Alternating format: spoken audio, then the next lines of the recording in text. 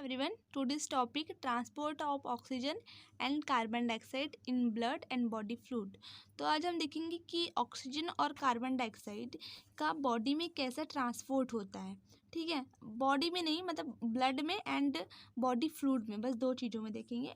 तो पहले हम देखते हैं कि ट्रांसपोर्ट ऑफ ऑक्सीजन क्या होता है, देन हम देखेंगे कि कार्बन डाइऑक्साइड का ट्रांसपोर्ट कैसे होता है। तो पहले देखते हैं कि श्वसन गैस इट मीन्स ऑक्सीजन को बॉडी के विभिन्न ऑर्गन एवं टिश्यू तक पहुंचाना ही ऑक्सीजन का ट्रांसफ़र या फिर ट्रांसपोर्ट ऑफ ऑक्सीजन कहलाता है। मतलब कि ऑक्सीजन का बॉडी के प्रत्येक अंग तथा ऊतकों तक पहुंचाना ऑक्सीजन का ट्रांसफ़र कहलाता है। ये किस किस माध्यम से होता है, तो जो ये दो माध्यम से होता है, एक होता है एल्विलाई जो कि हमारे लंग्स में प्रेजेंट होती है, देन सेकेंड आरबीसी जिसको एरिथ्रोसाइट बोलते हैं। एल्वियोलाई के माध्यम से कैसे होता है, तो लंग्स की ट्रेकिया, मतलब कि जो लंग्स होता है वो आगे चल के ट्रेकिया में दो जो ट्यूब जाती है दोनों लंग्स को, वो ट्रेकिया में डिवाइड होता है। ट्रेकिया भी आगे फर्स्ट सेकेंड थर्ड ट्रेकिया में डिवाइड होता है, तो आगे असंख्य ट्यूब्स में बढ़ जाता है। जैसे ये मैंने बताया, इन सभी ट्यूब्स का जो अंतिम पार्ट पर एक जैसी संरचना पाई जाती है, जिसे एल्वियोलाई कहते हैं। मतलब ये जो स्ट्रक्चर होता है, ये लंग्स में इसका ये जो लास्ट पार्ट होता है जिसमें गोल गोल स्ट्रक्चर होता है। एल्वियोलाई के चारों ओर पल्मोनरी कैपिलरीज ट्यूब्स का जाल पाया जाता है। तो इसके माध्यम से ऑक्सीजन का ट्रांसपोर्ट होता है। सेकेंड हमने कहा था, आगे इसके मैकेनिज्म भी देखेंगे, बस अभी इसको नॉर्मली इसके दोनों माध्यम के बारे में हम समझते हैं। सेकेंड है आरबीसी, रेड ब्लड सेल्स। इसमें क्या होता है, यह एनिमल्स के ब्लड में पाई जाने वाली सेल्स है, सबको पता है, जिसे आरबीसी या फिर एरिथ्रोसाइट्स से बोलते हैं। आरबीसी के बारे में कुछ पॉइंट है यहाँ पे देख लेते हैं कि आरबीसी में केंद्रक नहीं पाया जाता, अर्थात उसमें सेल डिवीजन यानी विभाजन नहीं होता है। आरबीसी में राइबोसोम नहीं पाया जाता, अर्थात यह किसी नए प्रोटीन या मतलब प्रोटीन का सिंथेसिस नहीं कर सकती है। आरबीसी में माइटोकॉन्ड्रिया भी नहीं पाया जाता, अर्थात यह एनर्जी का फॉर्मेशन नहीं कर सकती है। और आरबीसी में हीमोग्लोबिन, रेस्पिरेटरी पिगमेंट पाया जाता है, जो केवल ऑक्सीजन और कार्बन डाइऑक्साइड के साथ उत्क्रमणीय ट्रांसवर्शन रूप में जुड़कर इनका ट्रांसफ़र करती है।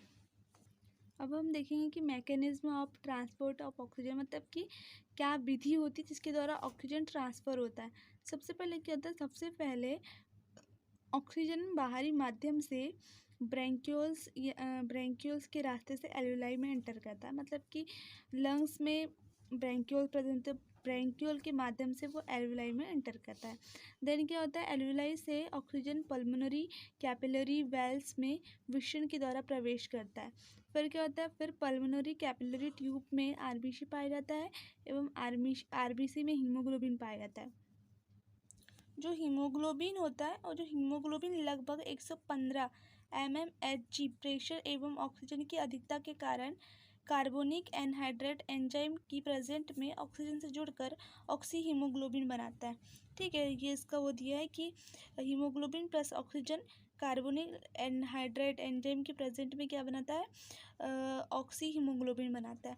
और ये जो है ना, वो इसका स्ट्रक्चर भी दिया है ऑक्सी हीमोग्लोबिन का, इसमें कुछ ऑक्सी हीमोग्लोबिन का ये स्ट्रक्चर भी दिया है, अब इसको भी ड्रॉ कीजिए। अब आरबीसी ऑक्सीजन को बॉडी के सभी टिश्यू तक ट्रांसफ़र का कार्य करती है। कौन, आरबीसी। 6 स्टेप में क्या होता है कि टिश्यू में लो प्रेशर, मतलब 60 mmHg होने के कारण हीमोग्लोबिन ऑक्सीजन से अलग हो जाता है। फिर से एक रिएक्शन होती है जिसमें यहाँ पे ऑक्सी हीमोग्लोबिन है और ऑक्सी हीमोग्लोबिन में हीमोग्लोबिन और ऑक्सीजन अलग अलग हो जाता है। अब हम देखेंगे कि कार्बन डाइऑक्साइड बॉडी में कैसे ट्रांसफ़र करता है। तो सबसे पहले क्या होता है, सेल शोषण के द्वारा कार्बन डाइऑक्साइड एवं H2O का फॉर्मेशन होता है, जो ब्लड कैपिलरी में एंटर करता है, फिर आरबीसी में एंटर करता है। देन आरबीसी में कार्बन डाइऑक्साइड एवं H2O कार्बोनिक एनहाइड्रेट एंजाइम के प्रेजेंट में रिएक्शन करके कार्बोनिक एसिड, मतलब कि H3CO3 का फॉर्मेशन करता है। यह एक अस्थायी उत्पाद है जो H+ एवं HCO3 में बदल जाता है। ये रिएक्शन देखिए, कार्बन डाइऑक्साइड H2O से रिएक्शन करता है कार्बोनिल एनहाइड्राइड के प्रेजेंट में और फिर बनाता है कार्बोनिल एनहाइड्राइड के की प्रेजेंट में बनाता है ये कार्बोनिल एसिड बनाता है, ठीक है। और फिर जो कार्बोनिल एसिड होता है वो फिर टूटता है तो H+ और HCO3 के फॉर्म में वो फिर से डिवाइड होता है। तो फिर क्या होता है कि HCO3 में जो आयन RBC से प्लाज्मा में एंटर करती है एवं प्लाज्मा से क्लोरीन आयन RBC में एंटर करता है। ये जो रिएक्शन है, ये जो ऊपर दिए, ये आना था यहाँ, और तो आप इसको लिख लीजिए। ये जो रिएक्शन है ये यहाँ आएगी, ठीक है। तो H+ और ये ऑक्सी हीमोग्लोबिन, फिर H+ आयन के साथ हीमोग्लोबिन अलग और ऑक्सीजन अलग हो जाता है, ठीक है। फिर क्या होता है, फिर होता है कि H+ आयन ऑक्सी हीमोग्लोबिन से जुड़कर हीमोग्लोबिन एसिड बनाता है एवं ऑक्सीजन अलग हो जाता है। तो ये रिएक्शन ये आएगी, ये रिएक्शन यहाँ आएगी और ये रिएक्शन यहाँ आएगी। आप लोग इस बात का ध्यान रखिएगा। नेक्स्ट स्टेप में देखते हैं हम लोग। इसमें RBC एवं प्लाज्मा में एल्यूलाई में पहुंचने पर अधिक प्रेशर के कारण सभी रिएक्शन पुनः उत्क्रमणीय रूप में होने लगती है। मतलब कि हीमोग्लोबिन जो होता है वो फिर से हीमोग्लोबिन के साथ H+ आयन जो होता है वो अलग होने लगता है, और फिर जो H+ आयन होता है वो HCO3 के साथ रिएक्शन करके फिर से कार्बोनिक एसिड बनाता है, और कार्बोनिक एसिड H2O और कार्बन डाइऑक्साइड जो कि लंग्स के द्वारा बाहर कर दिया जाता है। तो यहाँ पे ये टॉपिक होता है ख़त्म। ये जो टॉपिक है वो MSc सेकेंड सेमेस्टर का है। ये 2 नंबर के लिए सफिशिएंट है। 2 नंबर में है तब इतना लिखिए, यदि 7 नंबर में तो ये नहीं आएगा, क्योंकि इस यूनिट से बहुत सारे टॉपिक